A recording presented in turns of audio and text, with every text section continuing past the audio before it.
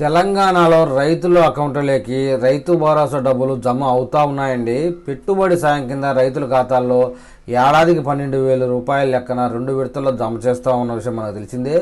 ఇప్పటి వరకు ఎకరా భూమి ఉన్న రైతులకు తొలి విడతలో రైతు భరోసా నిధులను అయితే పూర్తి స్థాయిలో జమ చేశారని చెప్తున్నారు. ఇక ఇవాళ 2 ఎకరాల లోపు భూమి ఉండి సాగు చేయడానికి అనుకూలంగా ఉన్నటువంటి భూముల్లో వారి అకౌంట్లలో డబ్బు జమ అవుతా ఉంది.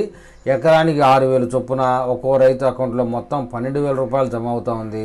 తెలంగాణ ప్రభుత్వం దగ్గర రైతు భరోసాకు సంబంధించి అర్హులైన రైతుల జాబితా సంపూర్ణంగా సిద్ధమై ఉందని చెప్తున్నారు. అందువల్ల ఈ పథకాన్ని అమలు చేయడం తేలికవుతా ఉందని, అందువల్ల మొత్తం 1,50,00,000 ఎకరాలకు రైతు భరోసా నిధులు అకౌంట్లో జమ కానున్నాయని చెప్తున్నారు.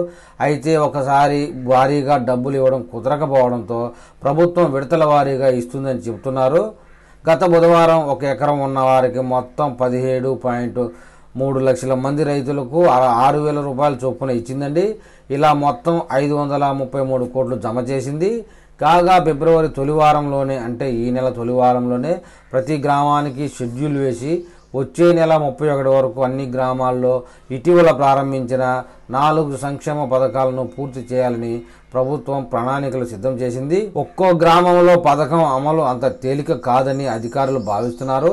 దీంతో 4 పథకాల్లో తొలిత నేరుగా లబ్ధిదారుల ఖాతాల్లో నిధులు జమ చేయాలని సర్కార్ అయితే నిర్ణయించిందండి.